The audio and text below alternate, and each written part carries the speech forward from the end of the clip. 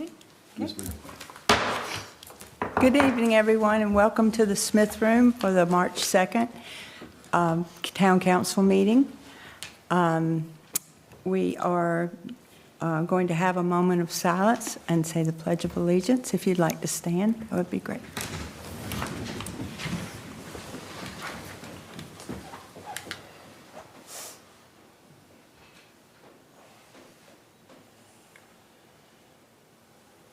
I pledge allegiance to the flag of the United States of America and to the republic for which it stands, one nation, under God, indivisible, with liberty and justice for all. Thank you.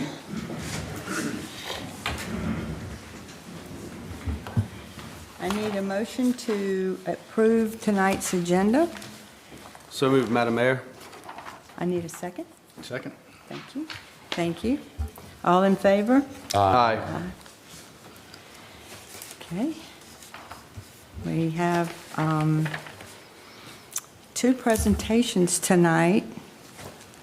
And let's see, the first is Chief Palkovics, I believe.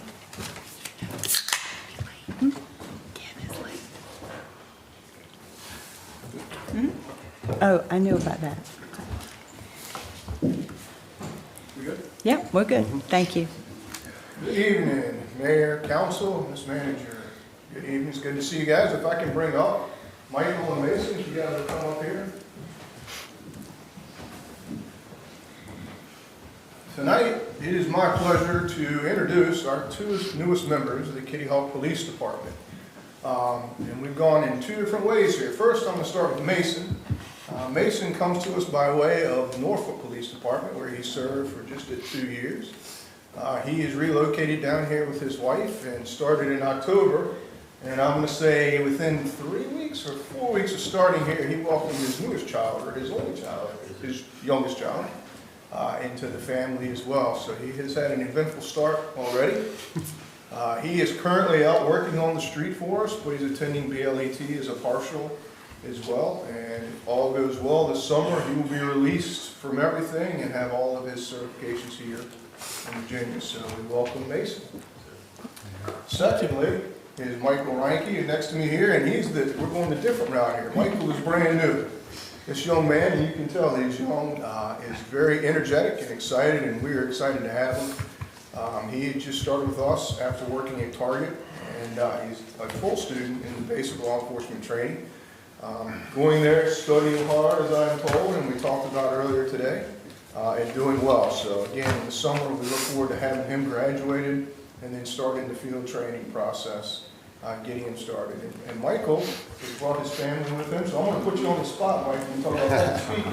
I'm going to introduce your mother and father just so they can be introduced as well. So my parents over there, third row back. That's my mother and my dad to the right, Lisa Reinke and Mike Reinke. And I have my three siblings right here. My oldest on the end here, Haley Reinke. My middle child sister right there, Ashley Reinke. And my youngest brother, Keith Reinke. Aw, nice. Thank you. So we welcome them, and I think it's interesting to point out for me at least, Michael is unique because he is the one that has taken us over our largest compliment that we've ever had. He is the 17th, will be the 17th sworn officer on our complement, and he finishes his BLET, and we couldn't do that without y'all's support, so thank you all very much for that support, and we look forward to filling the 18th and being completely full of it. So thank you. Congratulations, guys. Thank you, sir. All right. Thank you. Welcome.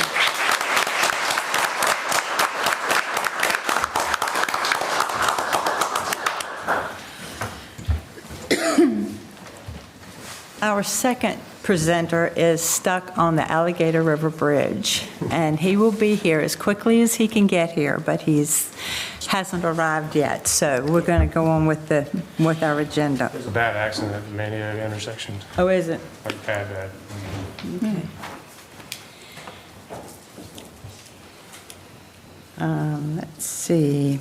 Madam Clerk, do we have anybody signed up to speak tonight? Yes, ma'am, we do. Our first speaker is Charlotte Pettigott.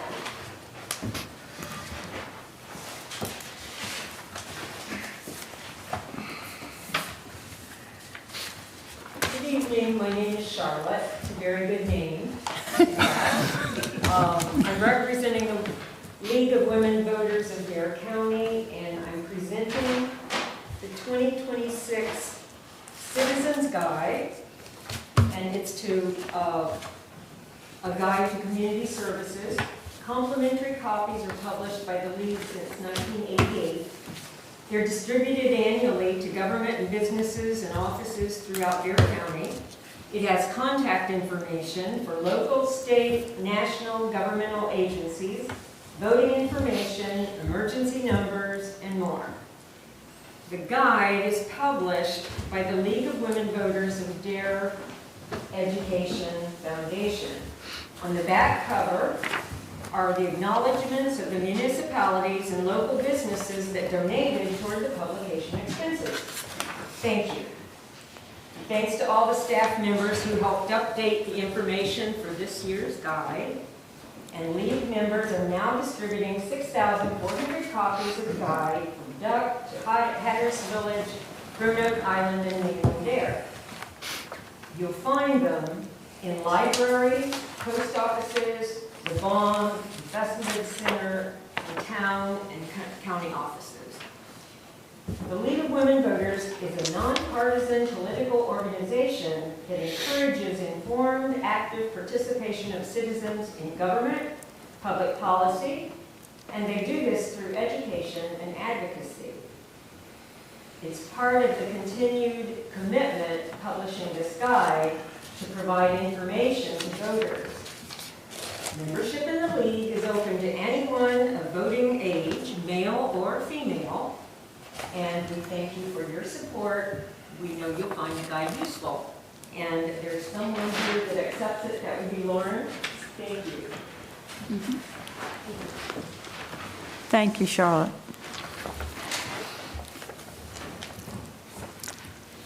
Next. Next, we have Steve House next. Okay. Good evening, council members and Madam Mayor. How are y'all today? Good. Thanks. I'm here once again on behalf of the Outer Banks Chief Invasion. And in the past few years, we've asked for a ride on the Kitty Hawk beaches, and that's what we're asking for again for this year as well. Our event this year is going to be September 18th and 19th. We're planning on, with your approval, hitting the beach with about 100 Jeeps each day, starting at 8 a.m., being off the beach by 9 a.m. And also in years past, we've had the distinct pleasure of having the police department and also the fire department, Ocean Rescue, out there escorting us on and off the beach. And we cannot say how much we thank you for allowing us to do that. And as you know, as in years past, with that event, the money raised from that event is donated to your police department and to your Ocean Rescue. So with your permission, I'm asking again, can we have the beach ride? Madam Mayor, I make a motion that we grant approval to OBX Jeep Invasion for permission to ride on our beach. I'll second. All right, all in favor? Aye. I think you have permission. Thank you so much. You're welcome. Thank you. How quickly did you say that sold out the last time? Last year, we opened up registration at 12 midnight, and by 7 a.m. it was full. Wow, that's amazing. And the year prior to that, we opened up registration at 12 noon, and by 12:10 it was sold out. Wow. Oh my goodness. Well, that's amazing. Yeah, thank you Just so much. take care of our Thank you beach. for what you do. It's like a Taylor Swift concert. Okay, council, I need a motion to approve tonight's agenda. Madam Mayor, I make a motion to approve tonight's agenda. Thank you. Consent agenda. Consent agenda. Consent agenda. I'll second that.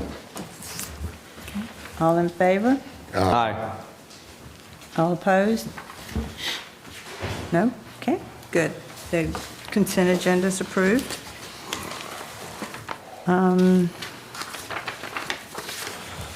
Planning.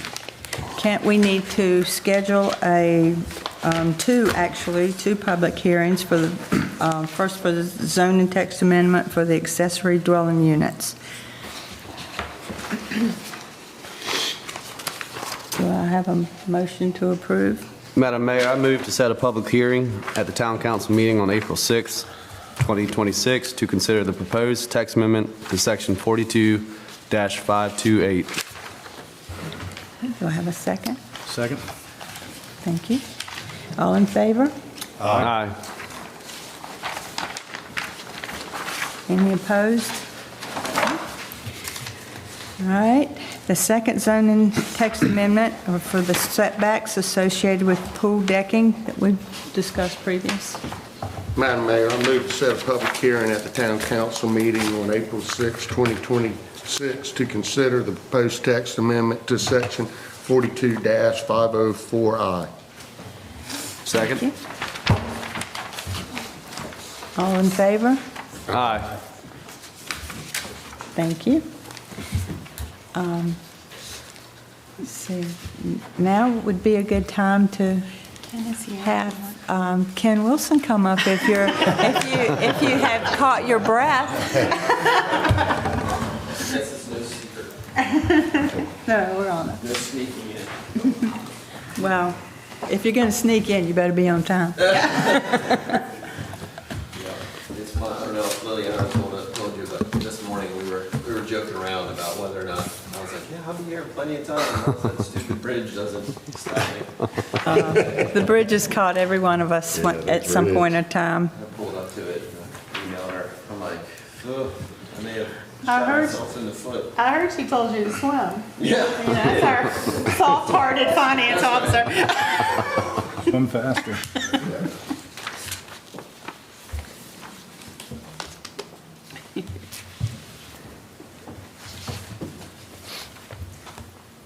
I told her I'd try to swim. She said Willie would get me.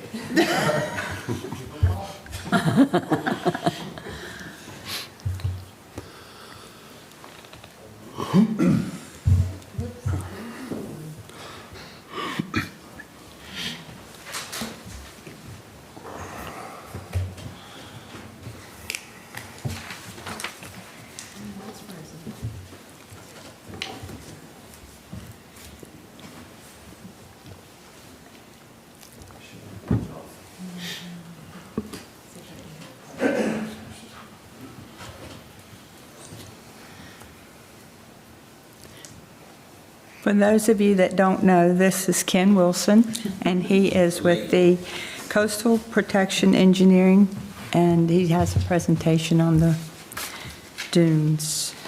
Thank you, Mayor. Yeah, mainly we want to give a little bit of an update on some recent analysis that we completed, looking at some dune vulnerability, and I know we've got another option item that was in that contract that we're going to try to get approved as well. I'll give you some context on that in just a second.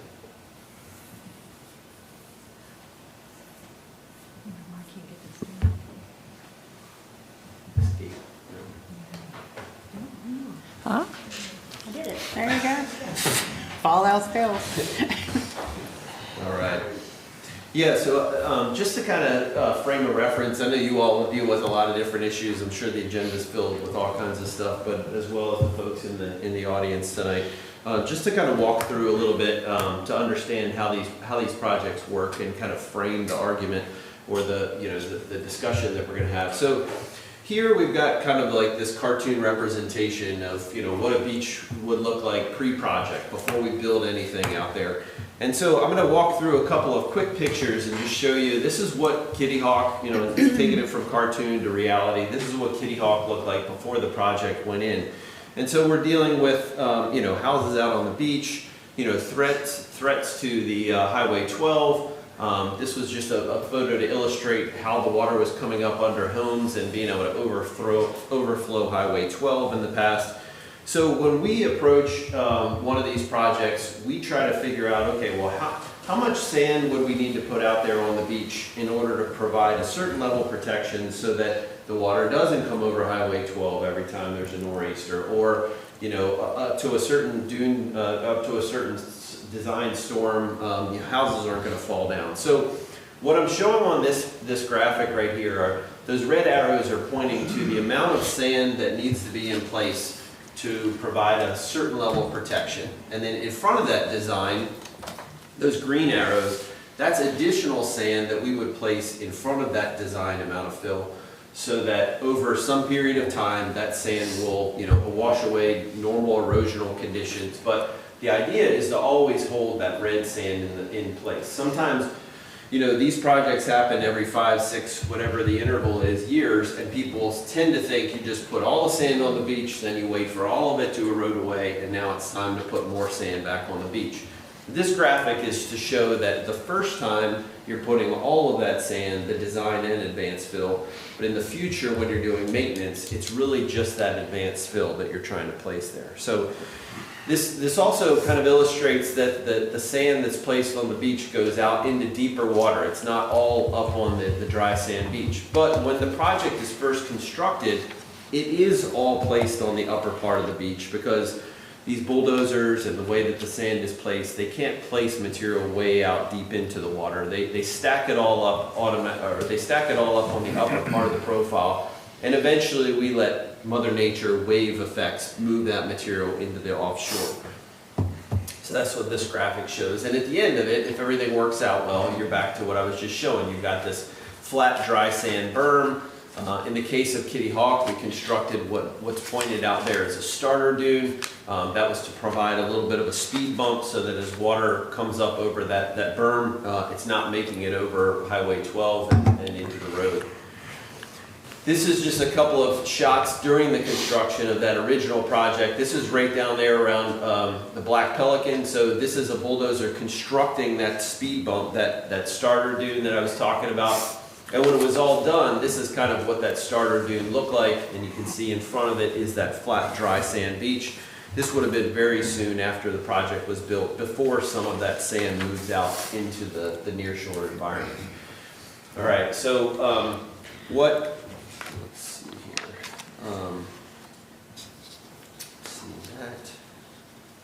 All right, okay, so all I'm showing here is the difference between, if you look at that starter dune, that's kind of how it was constructed. And over time, that starter dune has gotten bigger and bigger with the sand fencing and the multiple projects. And so a couple of comparison, I already showed you this photo, but if you look at where the arrow is pointing, I was here last summer for another site visit. And this is that same structure, but showing how not only that small starter dune that I showed a couple of slides back is still there, but with the sand fencing, with the vegetation, what it looks like several years later.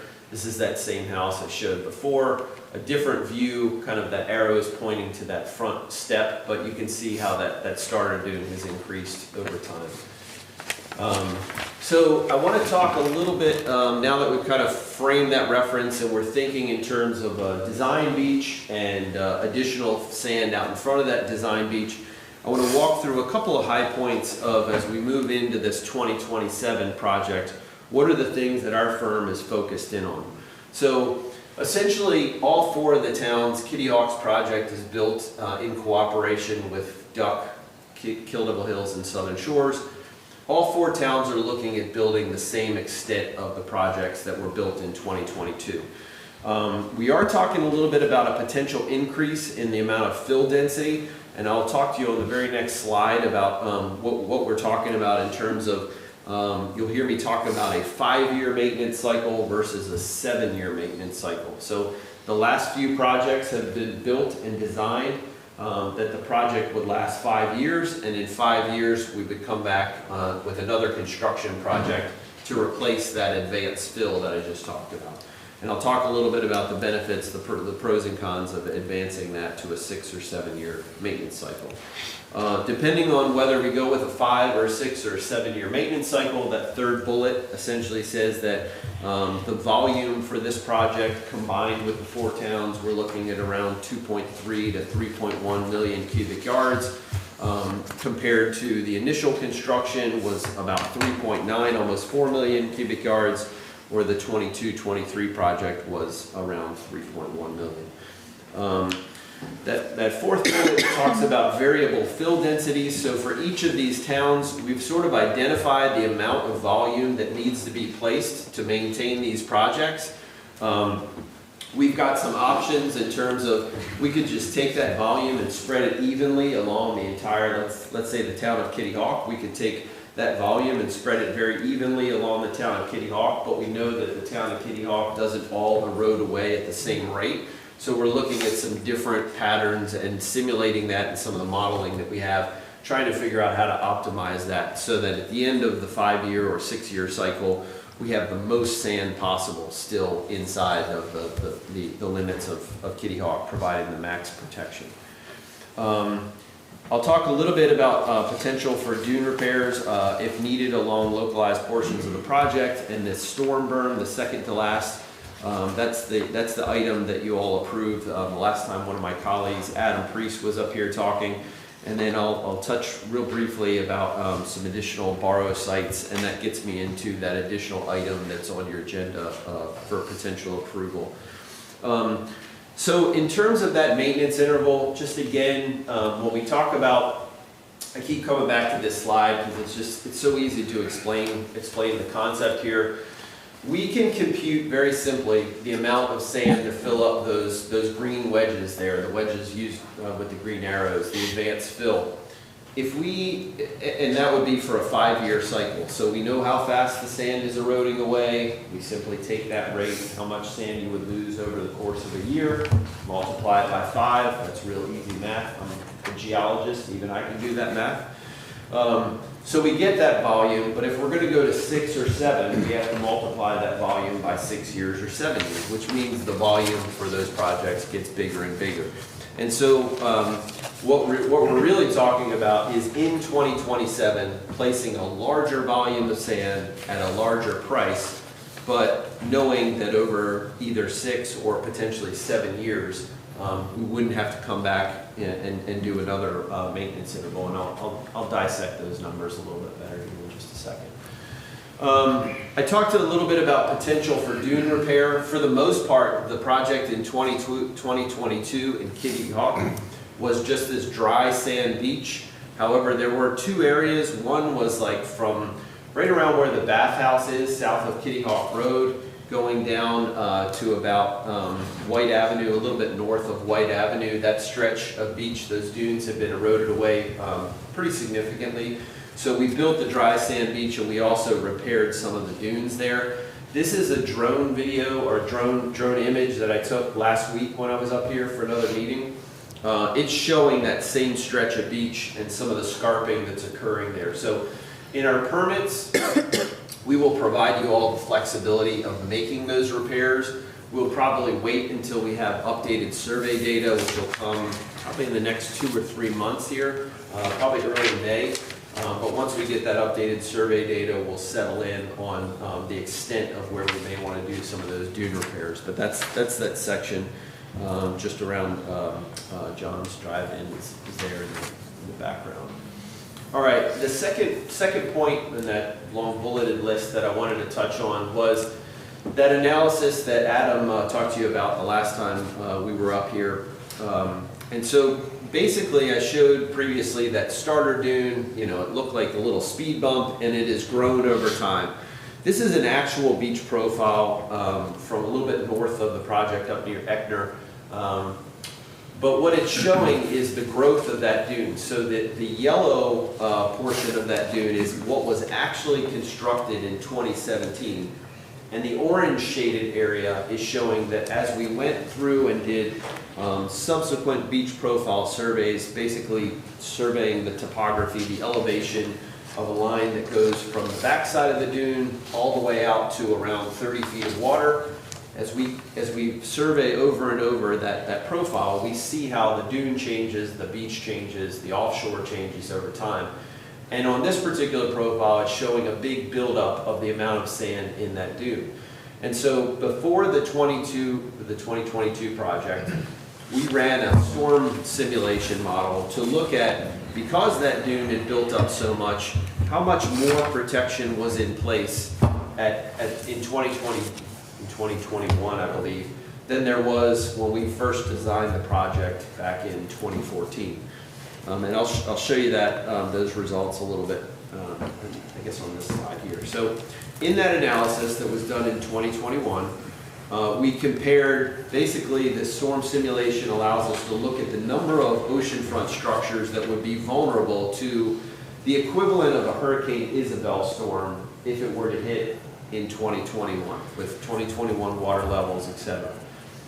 And what we found was that because of this buildup of the starter dune, because of the amount of sand that was out there from the projects, there was about a 44% reduction from what we identified as about 126 structures along Kitty Hawk back in 2014 to now only 70 structures in 2020. And we looked at a couple of different improvements of the dune. Should we build that dune up even more, even though it has grown quite a bit? And we calculated some percentages and some costs for making some changes to that dune.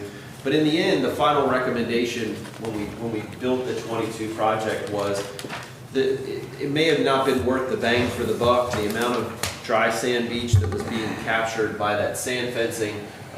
Perhaps let's wait, kind of see how this works out, rather than building an actual dune out there. So that was what was done. We ended up constructing 2 separate spots. I just mentioned that area from just south of the bathhouse down to about White Avenue, and then there was a separate section at the very south end of town, about 440 feet long. That area was built up as well. So, you know, mostly the recommendation was sand fencing and just build back those areas that had been damaged previously. So fast forward, the 22 project is built. A couple of years of monitoring have gone by. And back in March, when Adam was up here, we recommended doing that same similar analysis again, because we could see in some of the survey data that that dune had gotten even bigger in the last couple of years. So we went back and re-performed that same analysis. And what we found at the bottom of that table, I know that font is a little bit small, but essentially the bottom of that table, the first number on the left is 126. That was the original number of structures vulnerable prior to any projects being built.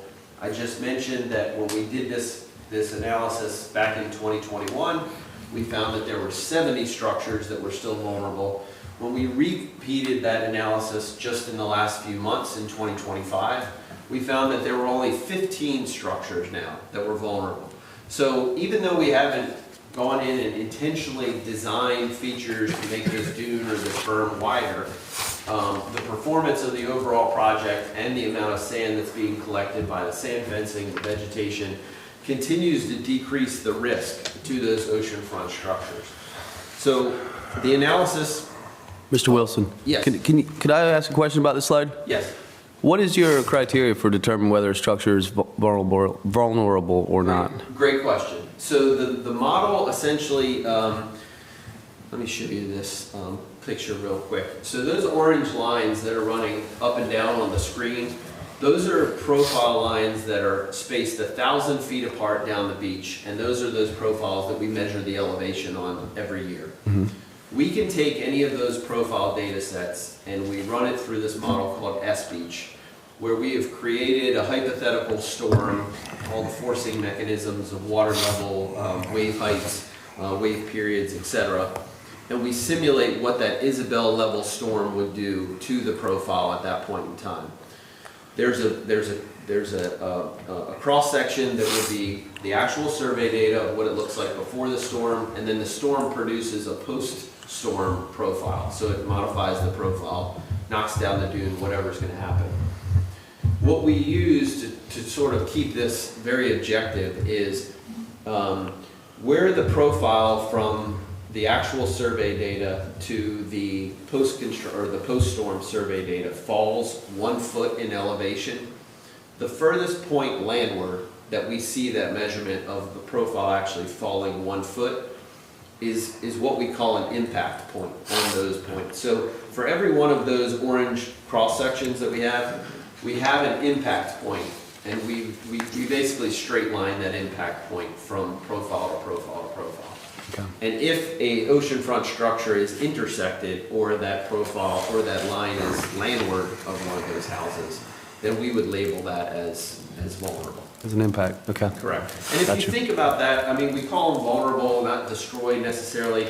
I mean, if you think of an oceanfront structure and like the dune that's out there right now, if something happened to where you lost 1 foot of sand underneath an oceanfront house, I think you would go out there at that point in time and look at that house and say that house is vulnerable. The next storm that happens, something that happens, you know, a big storm can knock that down again. So that's how they're identified. May I jump in for 1 second? Yes, sir. Would it be fair to lead back into his question there? Would it be fair the surveying that you do underneath the contour of the ocean floor, that's how you determine hot spots too, because it generally shows up in the surveying, correct? Correct. Right, and they generally don't change. I mean, they stay within a little distance of each other. Those hot spots? The sandbars can move, but the hot spots generally are, each time there's a storm, we know it's going to be more vulnerable there. Is that correct? Correct. I just want the public to be able to. Yep. Okay, thank you. Very, very much so. So I've got 3 maps that basically show, I talked about 15 impacted structures. I've got 3 maps that kind of show where those are. The northernmost is between, that red circle there is between Historic and Starfish.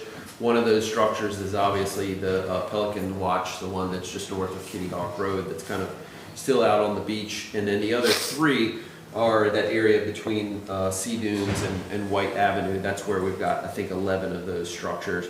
That was all. The northern few of those houses are the houses that I showed in that drone shot that I showed just a few minutes Hey, ago. Ken, if I could please, could you explain what I'm looking at here? The lines, I can't really make it out, but I think that furthest one east is the 2025 line. Is that, I can't.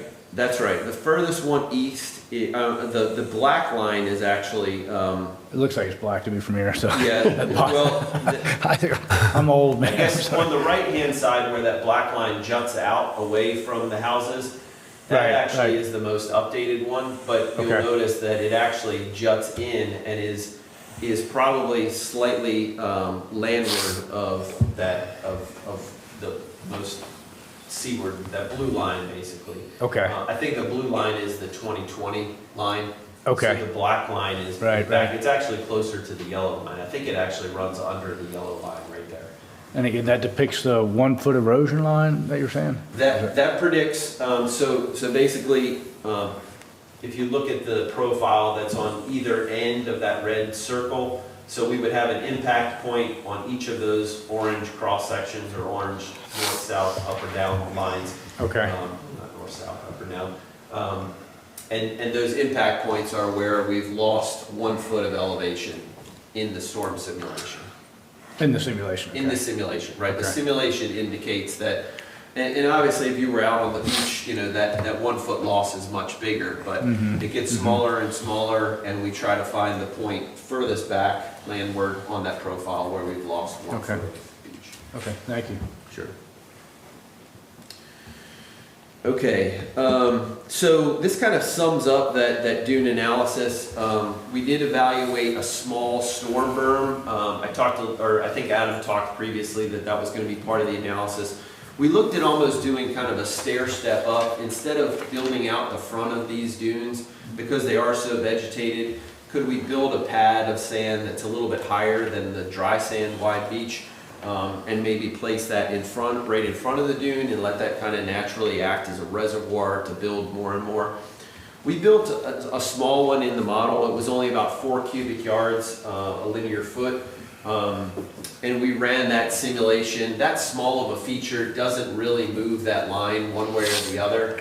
And to go up in that, you know, it will drive the cost. And then obviously once we saw the results of how we went from 126 to 70 to 15, you know, the idea of spending significant amount of money on that, you know, we didn't go, you know, too much further in running bigger and bigger simulations to try to figure out how much volume it would take. So our recommendation at this point in time would be to identify those areas like I showed between the bathhouse and White Avenue, try to repair those dunes again, similar to what was done in 2022. I also talked about we're looking at variable fill densities, so not just the amount of sand that we would put in that dune, but maybe building the berm a little bit wider in that section The northern end of town seems to perform the best, so maybe peeling back a little bit the density that we would place in the northern part of town and try to place a little bit more in those hotspot areas that we've seen, predictably turn up after each of these events.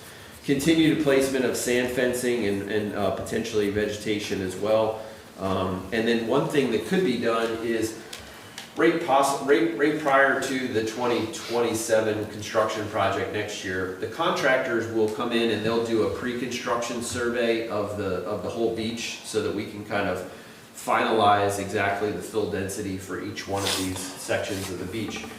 But we could take that survey at that point in time and rerun this analysis. It's fairly straightforward now that the model itself is set up. But we could look at the vulnerability right up, basically, in theory, you'd be looking at when all of the green advanced fill is gone and all you're left with is the red, that would be where we would be sitting in the summer of 2027. So if we ran that storm simulation again, perhaps we could look at how much wider you might have to widen the berm in those areas to fully wipe out those last 15, vulnerable structures, or maybe there's a few more than 15 at that point in time. But what that would do is we would know that volume and that design right off the bat, and as we move beyond 2027, we could build that into the estimate of what the project's going to look like 6 years down the road, so that we're planning accordingly for that. Okay, last thing that I want to touch on that was on that list of bullets is borrow sites. So these are the actual sources of sand that we propose to take for the beach nourishment projects. The big green polygon that's on the right-hand side of that map is the area that was used for, the area where all the sand for both the 2017 and the 2022 Kitty Hawk projects came from. The majority of all the sand for the Four Towns project has come from there. A little bit of the sand from Duck for the first project came in those green polygons that are kind of in the center of that map. They were not used in 2022. So over the last couple of years, we've done a pretty exhaustive resource investigation for sand deposits offshore that was paid in half by Dare County, in half there was a grant from the state of North Carolina. And what we've been able to do is identify several additional borrow sites, some of which are proposed to be used for the upcoming 2027 project. So you see on the left-hand side, there's one way up north. It's actually north of the town of Duck that would probably only be used for the town of Duck, labeled E8. But there are two additional blue polygons, that D4 and D5. And then there are a couple of them that kind of surround that green polygon that are going to allow us to expand that borrow area that had been used previously. So in total, we should have about 19.3 million cubic yards available to the contractor for this upcoming project. Again, we're talking about like 2.3 to 3.1 million cubic yards. So plenty of sand for that project and most likely a few more. But what I wanted to touch on was that item that we talked about, that option item that potentially needs to be approved, is in that green area that had previously been used. When we went in to ask for permits from the state in 2022, they came back with some comments of how do we know that the sand in that borrow site is still compatible. We put a lot of effort into it back in 2014 to know that that sand is compatible, but in some areas in the southern part of the state, you tend to dig a borrow pit and you almost create a hole. And there's a concern that that hole may be filled in with incompatible materials, silt and mud that might be floating around in the water column. These borrow sites up off of Dare County, they're essentially hills, they're offshore hills. And so we're cutting parts of that hill off, bringing it down, but we're not creating a depression where incompatible material could settle in there. So we had some discussions with the state. They said, essentially their hands were kind of tied with the way that the rules work, but that if we took a few extra vibrocores and we took some grab samples out there and resurveyed the borrow site, we may not have to redesign the entire borrow area. So we did that in 22, but when we went into the design for this upcoming project, we wanted to think through that process ahead of time. So we've had some discussions with the agencies. We did collect some of those grab samples, which was part of the the base contract. The state has come back and they said we won't need to take additional vibrocores in that site, which would save each of the towns like $11,000, I think, which is good. But they did ask that some of the samples that have already been collected, we would run grain size analysis on those and provide those to them. So that option item, it was, I think it was $5,100, $5,127. I don't think that we're going to spend anywhere close to the total of that, but that would be one of those option items in order to get through that state permitting process. I think we're going to have to move forward with that. All right, last thing that I wanted to share with you is this idea about the 5, 6, 7 year maintenance cycle.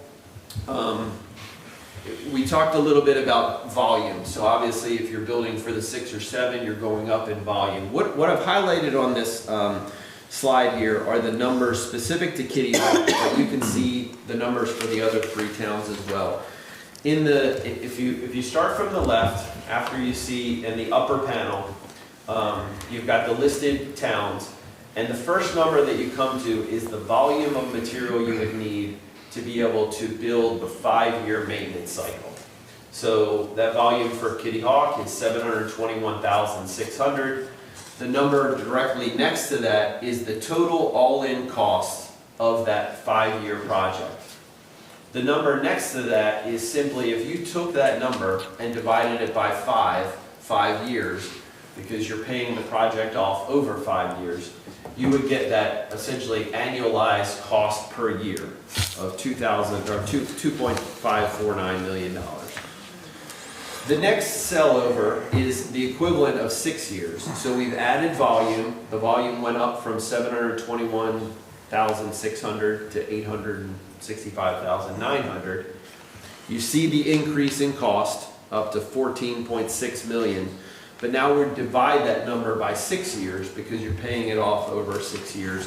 The idea there, it's not, I want to be completely transparent. It's not necessarily a gimmick to show cost savings. It's essentially the idea that these projects are understood that there's always maintenance. And so the way that the towns have paid for these projects, the way that the county is contributing funds, is that you've got 5 years to pay this project off, and then you're going to go into another big construction project, and you've got 5 years to pay the next one off. So if you're always paying something every year, if you extend this out to 6 or 7 years, that per year cost actually goes down. And that's what that last number in kind of the tan column shows, that per year there's a cost savings of $119,137. So if you just look in terms of, I'm going to pay something every single year, there is a reduction in cost. The panel below is simply comparing that same 5-year maintenance, so all those first 3 columns are the same, to a 7-year maintenance. And you can see that the cost savings increases again. Instead of $119,000 per year, you're up to $207,000 per year. So the obvious question is, if it's that easy, well then why not give me a project that would go 10 years or 15 years? Because then we can really jack up the cost savings. The problem with that is when you build these projects, and the bigger the impact, so the bigger the bump in the shoreline that you construct, the more nature has a tendency of trying to smooth that bump in the shoreline out and spread that material laterally, and it will erode the project faster and faster the bigger you make that bump. So there is a sweet spot in there, an optimization, if you will, that we're trying to balance. But after seeing these first couple of projects over 5 years and running some simulations, doing some analysis, we're starting to get more and more comfortable that that 7-year project is a reality. Now, the key here is that all the towns are going to have to decide to do the same thing. We can't have Kitty Hawk going 7 years and Duck going 5 years, because then the math doesn't work. So, it is a bit of a balancing act. We're going to have one more shot in May. We'll be collecting new data for all 4 towns. That's probably we've been telling all the towns the time that this decision is probably going to need to be made is probably sometime in July, where we have that new data. We're able to meet with all 4 of the towns. talk about the implications, finalize the engineering analysis and try to get some discussions. Some of this is also going to be, contingent on the position of the county, obviously, as a big cost-sharing partner there. So with that, I'd be happy to take any questions. Yeah, Ken, I've got one about this slide here. So your estimation, just from the 5 year to the 6 years, it'll take about 100,000 plus cubic yards to prevent the erosion for 1 more year. Correct. And that's your algorithm was using those simulations you were talking about with 1 year? That one is primarily looking at observed volume losses that have occurred between the 2017 project and the 2022 project. So we have 5 years of data between those two beach nourishment projects. These numbers are really based on that rate. I will tell you that between 2022 and the time the project was built and the surveys that we have from this past year, 2025, so the first 3 years of this cycle, the Kitty Hawk project's actually performing better than the volume that would be indicated in these. Now we know it's been a pretty rough winter, so my guess is we're getting closer to those estimated volumes, but that's also something that we've been talking with the other towns. Some of the towns are in a really good position. Some of the towns are pretty much tracking where we would have anticipated them to be tracking.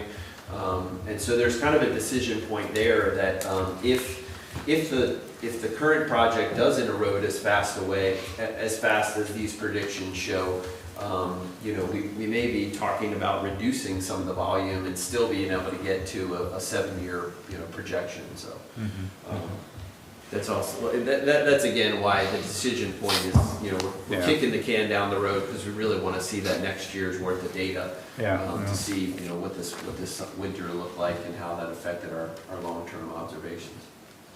How do you propose to get all the towns on the same page? That's beyond my pay grade. I mean, we all we can do is continue to give information.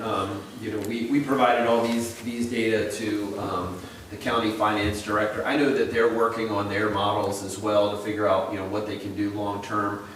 They just recently got some bids in for the Nags Head project and the Avon Buxton project. My guess is that those numbers were a little bit higher than might have already been built into the model. So I think they're going back and kind of retooling that.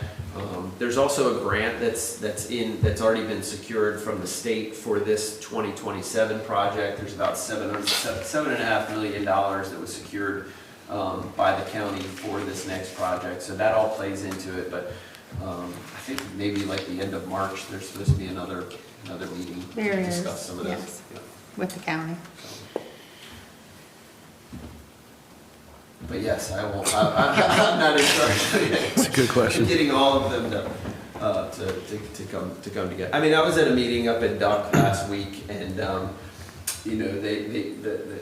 town manager, very candidly was like, 7 years, gives me a little bit of heartburn. I trust your analysis, but I kind of don't trust the analysis, and like maybe 6 is a sweet spot, and we see how 6 works this next go round, and then. If it works, maybe we go to 7 the following year. Some of this, there's some things that we could do in terms of when we bid out the project. If we can get everyone to settle in on 6, but maybe we could go to 7, we could bid the project out for a base amount of volume, assuming we're going to build a 6-year project, and then provide the contractors with the option of going to 7, and basically looking at the price. If the price is, better than we expected, maybe you roll the dice and go with it because you're getting a better than anticipated price.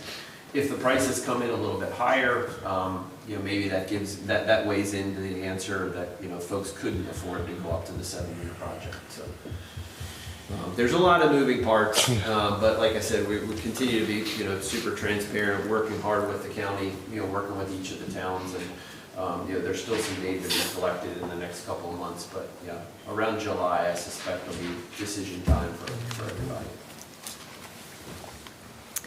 Anybody else have questions for Ken? Anybody? Thank you, Ken. Yeah, Thanks thank again you. for shuffling me around. Happy to do it, Ken.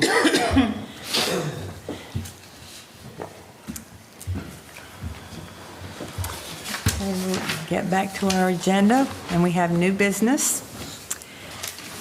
I need an appointment to the Recreation Committee. We have a vacancy on that committee. So, Madam Mayor, I make a motion to appoint Grace Onloff as a member of the Recreation Committee. Madam Mayor, I'll second that. Thank you. All right, all in favor? Aye. Okay, it's official.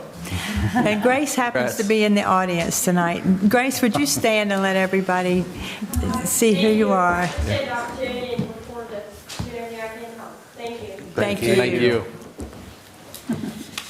Okay.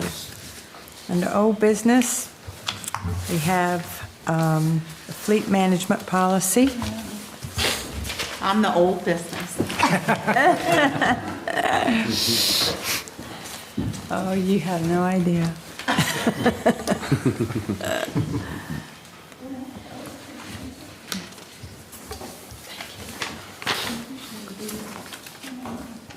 Anyway, it's not in the proper format evidently, but,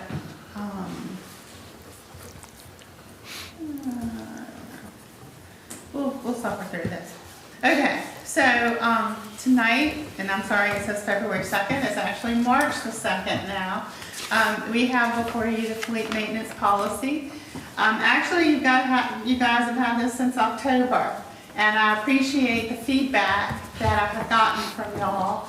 And I just wanted to kind of go over the overview of it.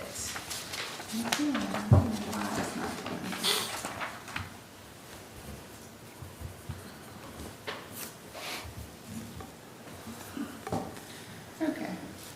So first off, we have policy overview.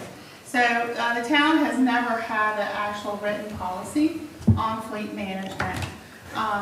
And we as a leadership team felt the need that we needed to establish uniform standards, some of which we've been practicing, they're just not written down, for the operation of purchase, assignment, maintenance, and disposal of town vehicles. This applies to all of the vehicles owned and licensed and rented or otherwise controlled by the town of Kitty Hawk. And it also ensures safe and efficient and cost-effective transportation for official town business. So why is this important? Fleet vehicles are essential to delivering town services, as other than our people and our buildings. The vehicles are probably our largest asset. We need to have clear standards to reduce risk, control costs, and extend our vehicle life. And we need to align fleet decisions with our budget, our capital improvement plan, and our long-term planning. This policy applies to all vehicles owned, entitled, leased, rented, or otherwise controlled by the town, used by all departments and employees for official business. Key areas include vehicle operations, procurement and replacement, and maintenance and management. So, first of all, the general policy standards establish that vehicles are for official town business only. Departments are responsible for their assigned vehicles. Compliance with federal, state, and local laws is required. Vehicle purchases are reviewed through the annual budget process, and the finance department maintains all of the vehicle information, the type of asset tracking and inventory records. Driving records are verified upon hire and then annually. Professional and defensive driving courses are required. Town vehicles reflect the town's public image, and driving while under the influence of alcohol or an intoxicant is strictly prohibited, which would also probably be a state law. Passenger use is limited to official town business. Government license plates are on all the cars except for the unmarked police vehicles. Vehicles are required to be clearly marked as town vehicles, except again unmarked police vehicles. There should be no unauthorized stickers or markings or anything on a town vehicle, and white is the standard vehicle color unless otherwise approved. So, fleet replacement, this is a practice that we've had for some time. We look at service life, technological life, and the economic life of a vehicle. Our replacement standards right now are police, fire, public works, and administrative vehicles, 80,000 miles or 8 years of age. And again, depending on that vehicle, we have a 2012 vehicle sitting out in the parking lot right now. So it just depends on the use and the need of that vehicle. Fire engines and equipment and ladders, we have 25-year life cycle currently. We did not change that. However, we will discuss lowering that threshold at our budget workshop. And then heavy trucks and equipment, mileage or hour-based thresholds are used on those vehicles. Again, we look at condition, reliability, maintenance costs, downtime, and operational need. Eligibility does not guarantee replacement. There could be budget decisions and prioritization that would prohibit a vehicle being replaced at the time. Council reviews the budget, reviews CIP, and approves both of those things on an annual basis. So any vehicle purchases, any vehicle leaving the program would be part of that budget, be part of the CIP. Again, you review and approve replacement schedules, capital purchases, and any exception of the policy. And that's something that I did add based on some input. If it's something outside of normal, like police vehicles, there's a certain standard in the policy that it needs to be an SUV or a truck. It's not necessarily to be a sedan that is no longer listed as a use. So if we were to decide to get a sedan for a police vehicle, that would need to be approved by council. Okay. So again, vehicles required by purchase, donation, transfer between departments. Again, the 2012 that we have in administration is from the police department. Rental or lease, government surplus, or court condemnation. All of these are coordinated with Liliana through finance. It's not something that's done just by one person. Vehicles that are being replaced or sold through government auction. We currently use GovDeals as our auction online. Vehicles may be reassigned with the town manager approval. Reduced costs, sales require council approval. That's like sometimes other police departments ask for our used vehicles because they can't afford to buy a new one. And we've done that before where council has approved selling that directly to the other police department. Disposal timing, balances, service needs, and control cost. Again, it's all, we don't get the new vehicle, we get the new vehicle, then we let go of the old vehicle and all of that, so. So the benefits of this policy to the town are improved public safety and reliability, reduced long-term operating and repair costs, consistent fleet standards across departments, stronger fiscal and asset accountability.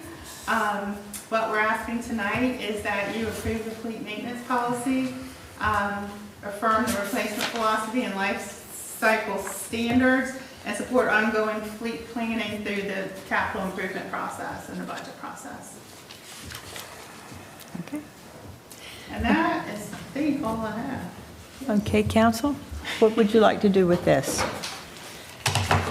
Melody, I just have a clarification question for you.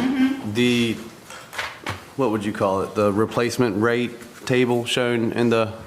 The 80,008. Yes. Yes. Does that differ from what we're currently utilizing? No, it's exactly what we have. There's nothing in there that has a shorter range of, okay. For a And while, we used to be 7 years and 70 miles, and then we went to 10 years and 100,000 miles. But for a while now, we've been 8 and 80. And just because a vehicle hits 8 or 80, if it's in good shape, it's not in the shop all the time, it's not just going to be replaced just because we No. hit that milestone? Not at all. Okay. Yeah. I have a few things. It's definitely a lot better than it was. I still have some issues with some of it for sure. One thing I wanted to ask, you just mentioned a police department may not have the funds to have a patrol car. Is Say that, that again? you just mentioned that there might be another police department that doesn't have the funds for a patrol car. Is that something that you approve to send to them, or is that? No, y'all have to approve it. Okay. Then you have,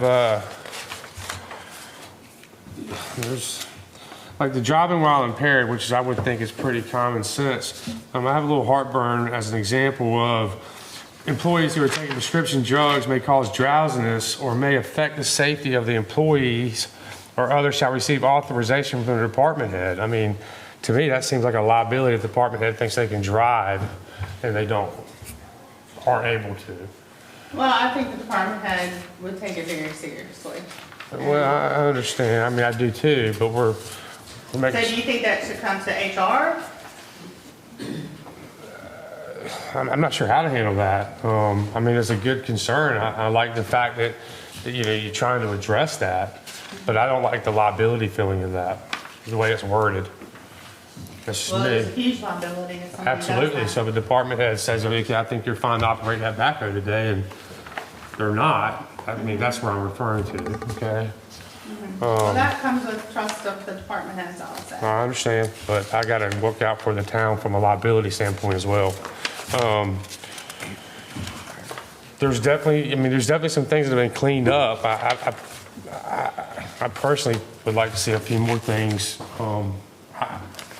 I like what everybody else got to say on any of it. I mean, based where we were in October to where we are now, there's some good things that have been added onto it. And that's been based on input. Yeah. So if there's other things you'd like to see, then that needs to be told to me. So whatever, I mean, No, I appreciate you putting the work into it. I'm not trying to discount and it. I will say too, that this is not done just by me. This is a whole leadership team thing. Everybody on the team has reviewed this, decided they can live within these parameters and try to pick best practices for this type of thing. And Melanie, did the department heads get a chance to look at this? Oh, they were part of developing it. Oh, yeah. So here's another example too. You know, you have on travel, okay? Well, we haven't gotten to travel yet. Okay, so I'll stand until we get there. It's the whole one here, it's fine. Go ahead. Yeah, we'll do that one next. Okay. Any other questions? No, ma'am. Okay. Do I have a motion to accept this policy?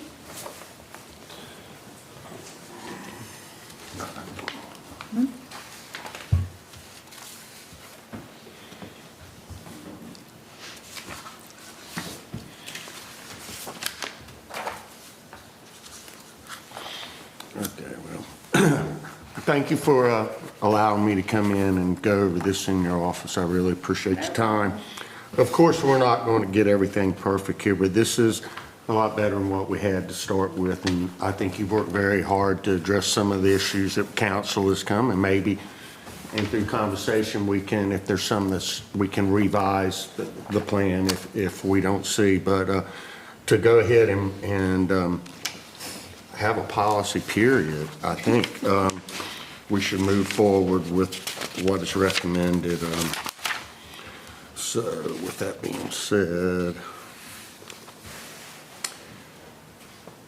I recommend motion to approve the fleet management policy. The Kitty Hawk fleet management. I don't know, it's a blank there. Councilman Pruitt, do you also include in that motion the affirmation of the philosophy behind the production and then future review, And that's all in the perhaps? policy. Which Yes. was all on ABC of that last slide? Yes. Perfect. Matt asked a question, because he made a comment about going back in down the road and revising some things. Should that be part of the motion, that's on the record? That was actually in there. Okay. That was part of that ABC. Yeah. And we can revise a policy anytime, all the time. And Right. we're finding that we need to do that quite often. So, At least we have something, so I hold with my motion. thank you. Do I have a second? I'll second. Okay, thank you. All in favor? Aye. All opposed? Aye. All right, let's move on to the travel expense policy, if you're ready for that, Melanie.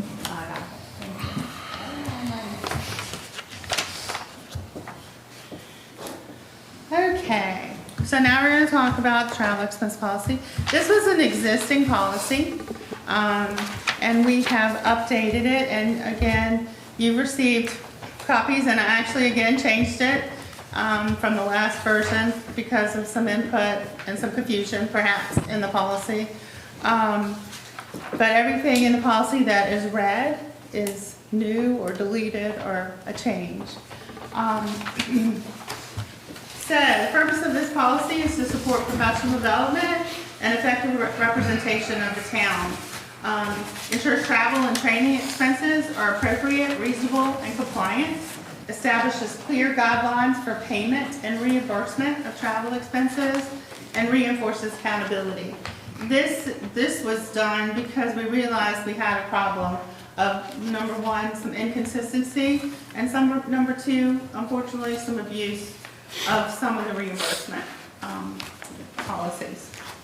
So we want to clarify authority. The updates define clear lines of approval for travel at all levels, ensuring oversight and accountability. Expanded guidance on meal and per diem payments. Standardization of reimbursement procedures. Improved financial controls and compliance with the Fair Labor Standards Act to ensure consistent compensation for travel and compliance with federal guidelines. So, the new policy language. We add verbiage to town council has the authority to approve requests made by elected and appointed town officials. And now we're encouraging everybody's development, and so you guys can approve your own travel and so forth. Travel time will be paid for actual time spent traveling. For the most direct route via Google Maps. We've had people say, oh, I took the scenic route, and it took them like 9 hours to get there, you know, for a 3-hour trip. The town will not provide travel advances. Right now, we pay them up front. We don't have much control over what happens after that. So now we will pay travel reimbursements. You take the travel and you get reimbursed. If somebody has a financial hardship or they have an issue with not being paid up, you know, and let me just say, travel advances are really only for the food and the mileage. The town pays on credit card for the hotel and the training. So the employee may need help with the meal per diem or maybe need help with the mileage. And they can do that with my approval. Reimbursements will be made upon completion of travel and submittal of proper documentation. Spouses, family members, or other guests may travel with town officials or employees at their own expense. The town will no longer pay for spouses and things like that. Can I ask a question real quick? They can travel with their spouses or family members, but did I not, in the fleet management? They can't go in the town car. Can't go in the town car, correct? For liability, yes, sir. Okay, thank you. Okay, per diem is provided only when an employee is traveling on official business and incurs meal expenses to being away from their regular work location for a qualifying period of time. We have had several requests where an employee who lived in Currituck, had a 3-hour meeting in Elizabeth City and wanted us to pay them breakfast and lunch. That is not necessary because normally you would have to supply your own breakfast and lunch if you were going to a 3-hour meeting. Right. So we are cleaning this up and clarifying this. So travel requires an overnight stay. The employee is away from their official duty station for 12 hours or more, and the travel is approved in advance by supervisor or department head. So we've kind of cleaned up when you get that, when you become eligible for a per diem. The per diem is not granted when the travel occurs entirely within the employee's normal work area or time. Meals are provided by the event, hotel, or host organization. The employee returns home the same day without an overnight stay. Per diem will not be approved for personal days taken during travel. Again, I'm going to take the day off, but I'm on the back end of my trip, you know. We will not, the town will do that. So, let's see. The per diem covers breakfast, lunch, and dinner, and we use federal numbers for the per diem. Breakfast is eligible if your travel begins before 6 a.m. Lunch is eligible if your travel occurs between 10 and 2, and dinner if you return after 7 p.m. Lunch per diem is excluded from long same-day trips, as an employee can eat a normal meal during their regular work hours. You know, again, on a regular work day, we are not paying for lunch for everybody, so we wouldn't pay for the lunch. This was just a kind of, I won't go all over this, but examples, when you get a per diem, when you don't get a per diem, and so forth. The updated policy modernizes the town's approach to travel management, balancing efficiency, fairness, and stewardships of taxpayer funds, while ensuring all town officials and employees have a consistent understanding of their responsibilities when traveling on official business.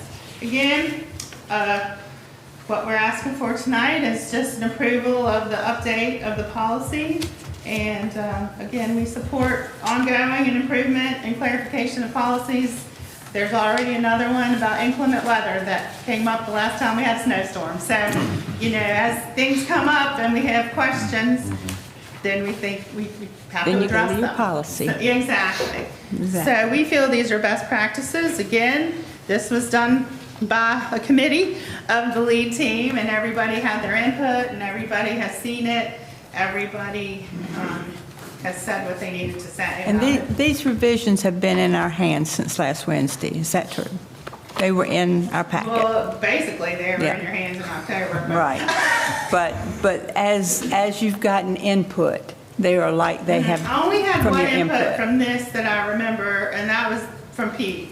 Okay. Councilman Mance.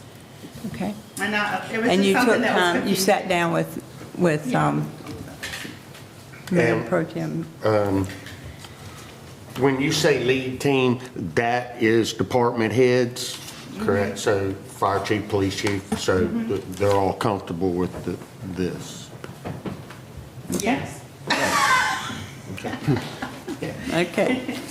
I rely on all of them heavily to. Yeah, I just want to make sure. Because they have to implement these policies. I just and they wanted have to know who the team that was making this. all the department heads. Thank you. Is there any cross-referencing of that with like other departments, say like fire looking at police and police looking at fire, just to get a input? This is a town-wide policy, so it applies to everyone in And the if you town. say department heads, I was wondering if you had like a little bit of cross feedback from other departments on the planning, talk about. Oh, planning was everybody. It was planning. It was two Finance. chiefs, Rob, Liliana, me, Laura, and Lauren.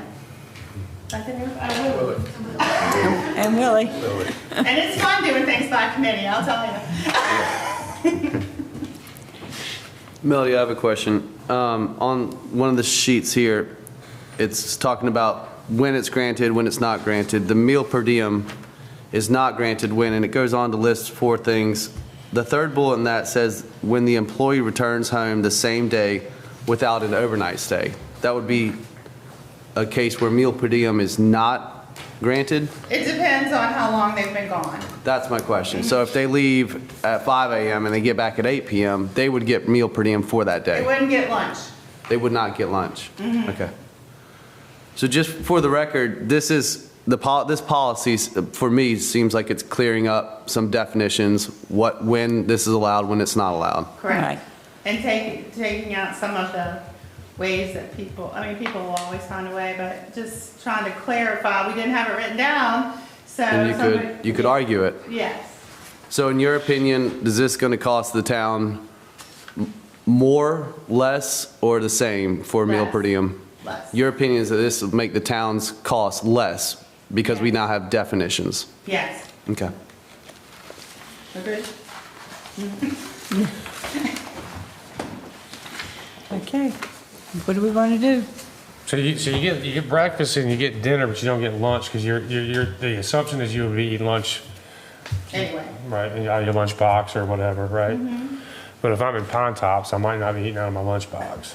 no, Hang out. but That's where you I'm can from. also go Watch to, it. So that's where I'm from. We got a place to eat. but lots of people don't bring their lunch any day, they go out to eat. Right. So we don't feel the need to provide lunch. We didn't feel the need to provide lunch, unless it was an overnight stay. Thank you. Okay. Do I hear a motion to accept this travel expense policy? Yeah, Madam Mayor, I'll make a motion to approve the updated travel and expense policy as presented. Okay, do I have a second? I'll second. Okay, all in favor? Aye. All opposed? Aye. Thank you. All right. Okay, more of me, just one more thing. This is also, we had talked about this briefly, I think, at the November meeting, and we were to talk about it in February, is the discussion about town hall renovation. So town hall is about 5,580 square feet. It's a two-story, 1.5 story, I guess it is, kind of. And a frame building built in 1987, 1988. Background, as the town grows, the current configuration is at capacity and lacks accessibility in reference to Americans with Disability Act. The town council asked me to explore renovating town hall for current and future needs. The staff here has identified move 3 offices from upstairs to downstairs for accessibility, achieve ADA accessibility for everyone, add additional bathrooms to meet or exceed building code requirements, create a dedicated break space that is separate from the copy room, create a small conference room, add a few offices for future needs, and design a visible and distinct planning suite for all the planning staff. Again, we have grown and we're pretty much at capacity now. So the first step to even moving forward is to have a space allocation and design plan and what is possible, if we wanted all these things, where we could put them. So we have received 2 proposals. One is from Beacon Architects. It's budget friendly. It is a local company, well suited if the town wants to start with a limited feasibility study before committing to a full design. It does lack detailed cost estimating and multiple design options at this stage. So if we didn't come up with the right design from the very beginning, we would have to continue to pay additional money. The initial cost is $8,000. The second option is Dills Architects. It's a little bit more comprehensive. It includes programming, multiple design iterations, and a cost estimate, which does offer more clarity for budgeting and decision making. While it is more expensive, it likely provides a better value if the town aims to move quickly. And I'm not sure that we're in a position to move quickly financially wise, into schematic and eventual construction phases. That cost is $14,500. So either cost would need to be approved as a budget amendment and transfer from the fund balance. And you have copies of the proposals. That's all I have on that. If council would like to move forward with just trying to figure this out or taking the first step, we would need a motion to approve one of the contracts and take it from the general fund. Okay? And that's there, so it's Oh, yeah. the better, okay. All right, Did they specify how long those quotes were good for? No. Okay. But I'm sure we can work Okay. it out.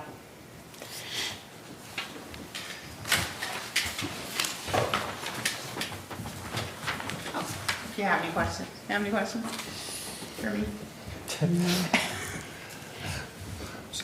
I have I guess, a recommendation. We have a budget workshop on the 20th of March at 9 a.m. And I think I would like to have more information of our needs for the following year for our trucks and where we stand.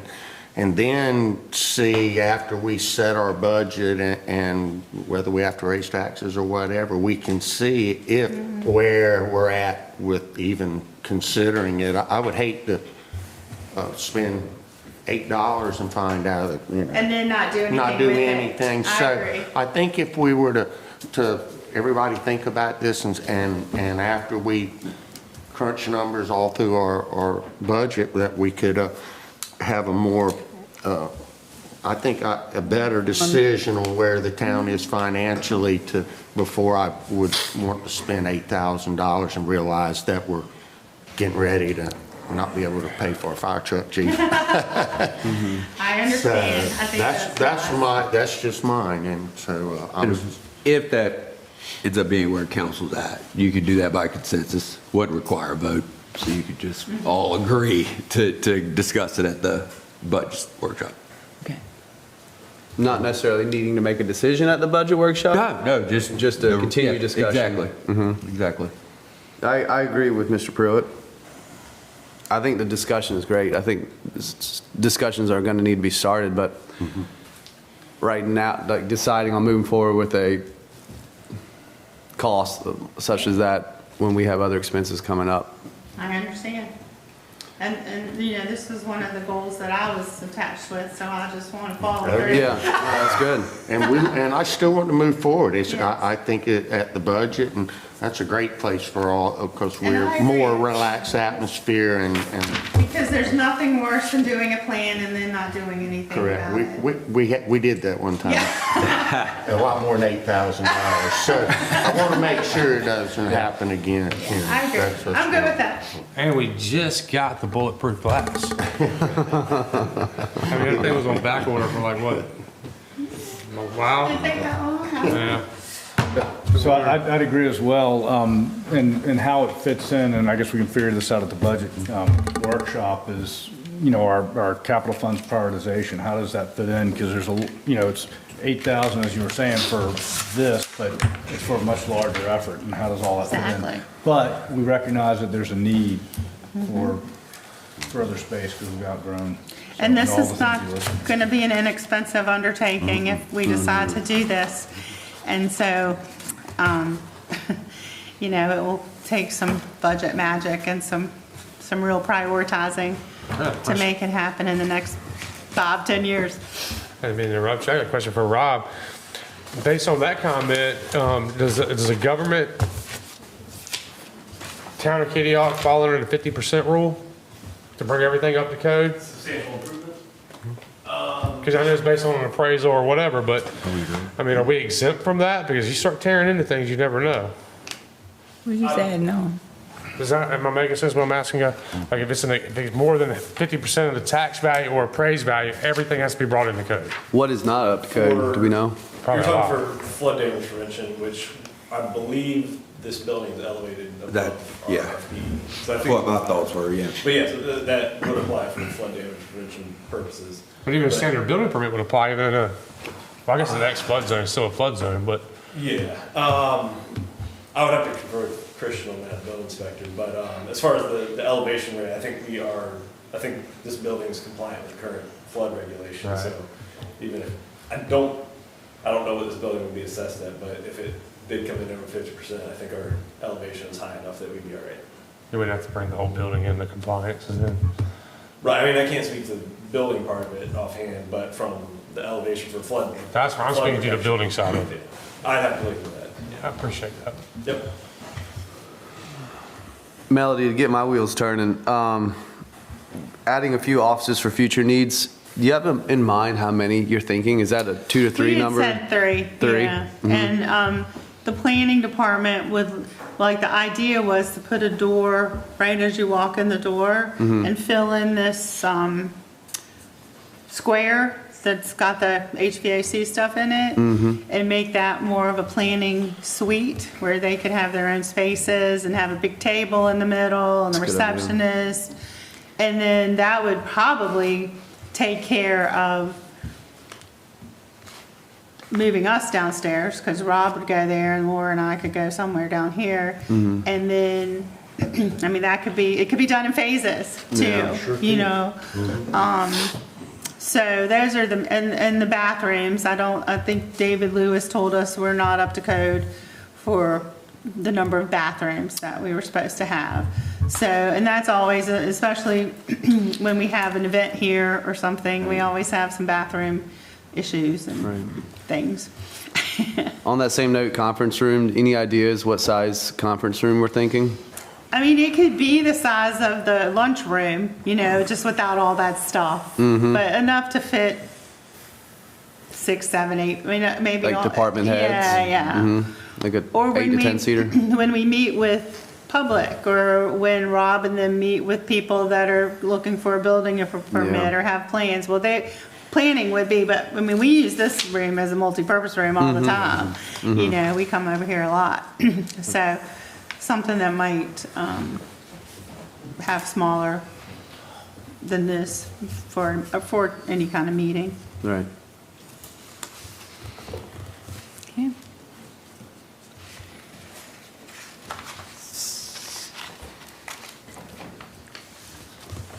So we're tabling this until after the budget meeting? Sure. Okay? And, Everyone in agreement? Yeah. absolutely. Melody, do you have any reports On your tonight? Wednesday? Yes, I do. I just want to remind everybody that March the 21st is our community cleanup day. We keep it clean, Kitty Hawk. You can go on our website and register to volunteer.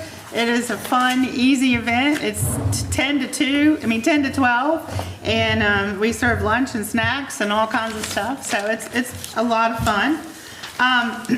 Also, in 2025, Kitty Hawk officially named the live oak as its town tree. This effort was spearheaded by Kitty Hawk resident Ron Tumalo. And tonight I'm proud to share a video created in conjunction with the local government access channel that highlights our official tree and how one person's voice can make a difference. And I want to say special thanks to Mr. Tumalo and Lauren here for participating in the video and coordinating that. So I wanted to share it. In Kitty Hawk, some of our strongest landmarks don't have signs or names. They have roots. The live oak, strong, enduring, and unmistakably coastal, has long shaped our town's landscape. And in 2025, Kitty Hawk officially named the live oak as its town tree. But this story didn't start with a policy. It began with a person. I've always wanted to do what I can do to preserve the live oak. I think it represents so much of who we are and where we are as a community. Kitty Hawk resident Ron Tumalo noticed something meaningful and chose to participate in local government by proposing an idea rooted in shared values. That idea sparked a conversation, and that conversation led to action. This is what public participation in local governance looks like. Local government works best when people speak up, especially when the goal is preservation and education. The live oak is native to coastal North Carolina and is uniquely suited to the Outer Banks. Its deep roots help stabilize sandy soils. Its wide canopy protects against wind and storms. Its branches shelter wildlife and define the look and feel of our neighborhoods. Some of these trees have stood here for generations, quiet witnesses to Kitty Hawk's history. When I came up with this idea, I really wanted to do what I could to make sure we weren't going to be infringing on the property rights of our citizens. This was more about recognizing what we already have and what connects us, and that's our live oak. That distinction matters. Naming the live oak as Kitty Hawk's official tree does not create new rules for homeowners. It does not limit private property rights. The designation is educational, meant to promote awareness, conversation, and appreciation entirely by choice. For residents who want to care for their live oaks, there are trusted resources available. The North Carolina Cooperative Extension offers research-based guidance on pruning, tree health, and storm preparation. ISA certified arborists can help homeowners assess tree safety and longevity, especially after major weather events. Organizations like the North Carolina Forest Service provide educational tools for protecting trees. These resources empower residents to make informed choices on their own terms. I think this shows what everyday people and everyday citizens can do to shape their town in a positive, lasting way. The live oak stands as Kitty Hawk's official tree and also as a symbol of something deeper, of civic engagement, of shared stewardship, and how one voice rooted in care for community and history can help shape the place we call home.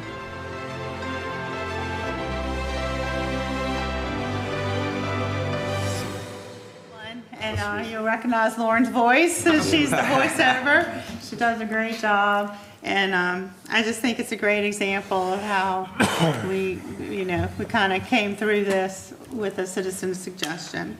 Also, the dune walkover at Kitty Hawk Road is complete and ready for the season, and we've had very positive comments, and even people say this is good to see our taxpayer money at work, so kudos to us. And also I want to thank you guys. We recently had the fire department and Public Works install, with our IT provider, install redundancy internet for our town buildings. And in the event of severe weather, service outages, other expected disruptions, this system will help us to remain connected and operational when it's most important. So I want to thank you guys for supporting that and letting us move forward with those projects. So, and we saved quite a bit of money by having the fire department and Public Works help with the installation instead of hiring a third party. The fire department actually has this big ladder truck, so they can climb into tall spaces. And that's all I have. Thank you. Thank you, Melody. Casey, do you Nothing have for me. anything for us? No, ma'am. Okay. Dylan? Yes, would you ma'am. like to- Just want to welcome Michael and Mason to the force and thank them. Also thank Mr. Wilson for his presentation on the beach nourishment. That stuff is, it's a lot to explain there, and I certainly learned something new. So it was pretty good. And just a quick update, I did have a resident reach out to me a couple weeks ago about the White Street beach access. Just looking for a status update. And town manager and I got back with her and just replied that we were still trying to gather some information. There's nothing that I know of, anything new. Is there, Mr. Thurn? No, and there are some items that in closed session would perhaps be better addressed for, again, consideration. So at a future meeting, maybe even our next one, we'll have a closed session to kind of go over certain things. Okay. Perfect. And I'll limit it to that just because obviously we're talking about closed session stuff. Understood.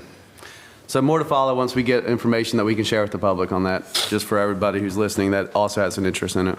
But nothing new to answer your Nothing new. And that's all I have. Thank you. Okay, thank you, Dylan. Yes, I'd also like to thank Mason and Michael, and welcome to our force. And Charlotte, thank you very much for our League of Women Voter Guide and all that y'all do to make awareness to all of our candidates and elected officials. I'd like to thank Steve House for all the good work that the OBX Invasion and your group does for our area. We appreciate it very much, Steve. And Ken has been with the engineering firm, has been very educational.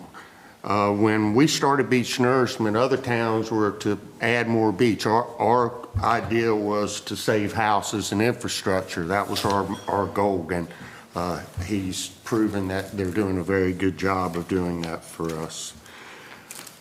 Grace, welcome to the Recreation Committee. Look forward to seeing you.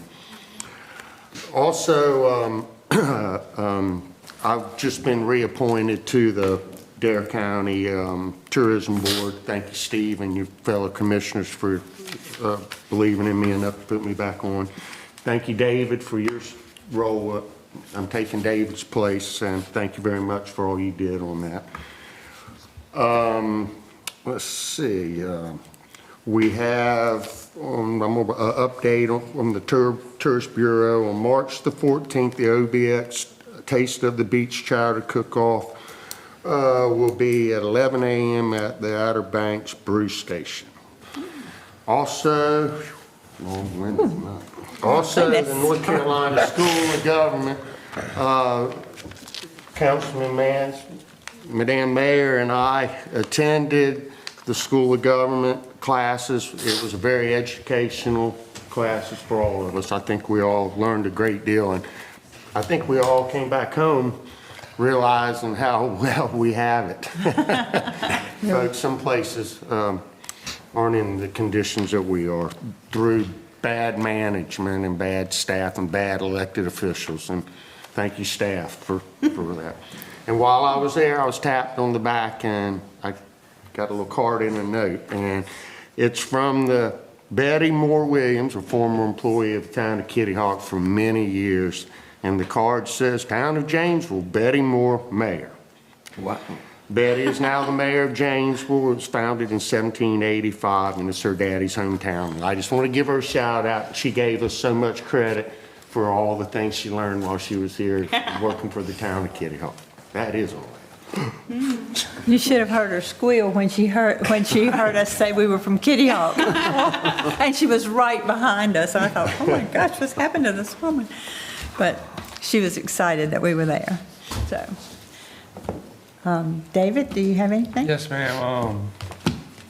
I also like to thank Morton Mason and welcome Grace. And, I think Mr. House should get a standing ovation. I saw him at the polar plunge, and I looked like he was going to the commissioner meeting. No, he was going in the plunge, dressed with a tie and everything, or not tie, but coat and shoes. And I have a picture of you getting out, which I'll share with you later. But also, I had it was a good turnout for the polar bear plunge. It was for Special Olympics. This past weekend was a good time. I had a question for Casey. Can you real quick let us know where that easement is right behind the bathhouse that your law partner signed off on several years ago?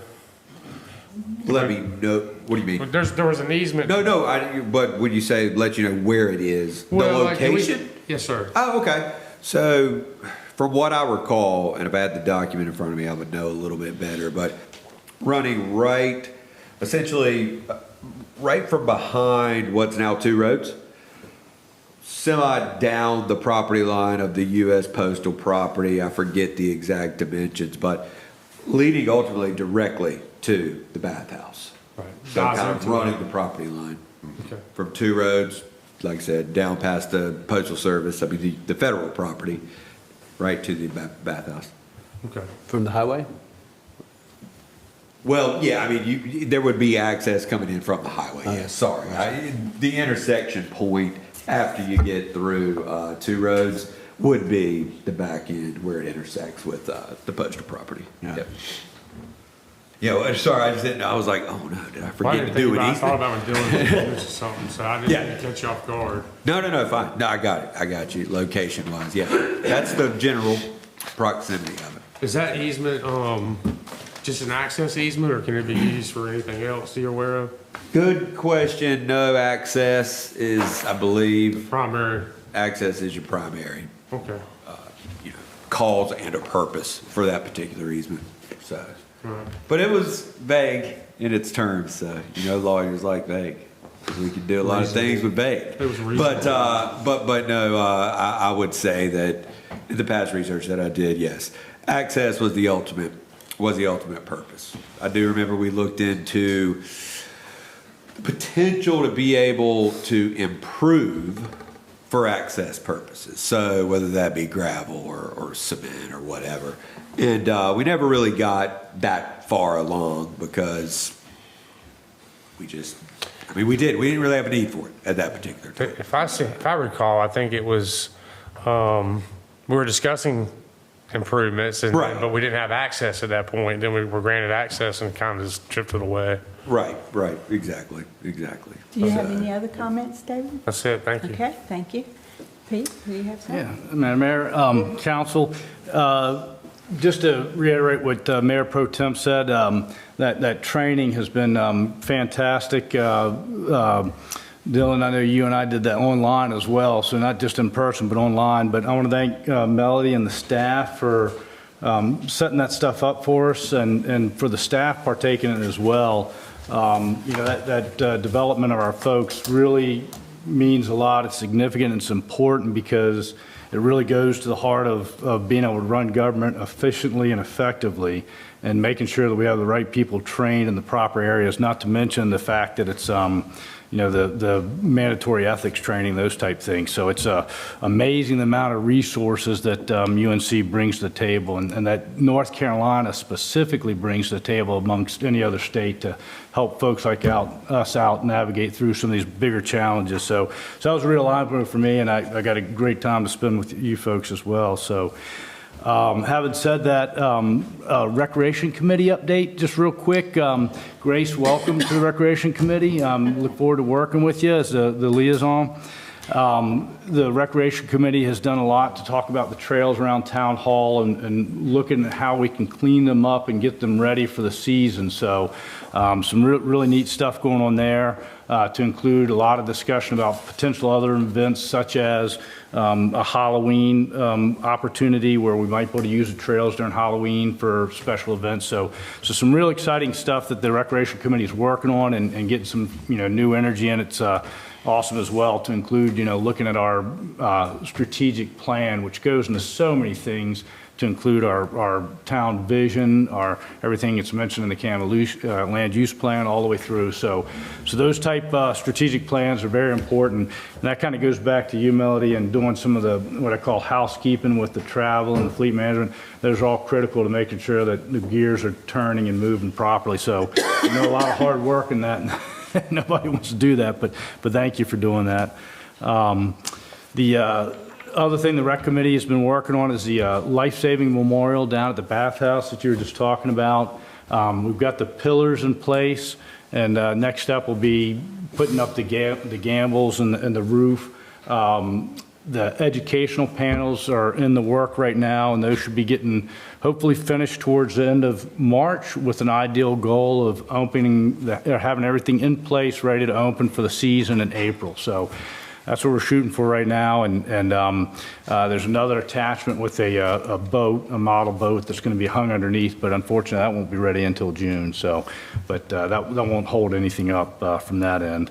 We also have the Northeast North Carolina Trail Association has been doing a whole lot, and this is a really neat piece, because North Carolina and all the trails and connecting them, being able to bring them back to Kitty Hawk, and Kitty Hawk having a rep on as part of the region of how we connect all these trails together, which brings in tourism and economy and everything else. It's a big deal. So it's awesome to have a Recreation Committee member attend a much broader outside Dare County regional event. So a lot of neat things going on there, and outside of that, that's all I have now. Okay, thank you. Well, Grace, welcome aboard.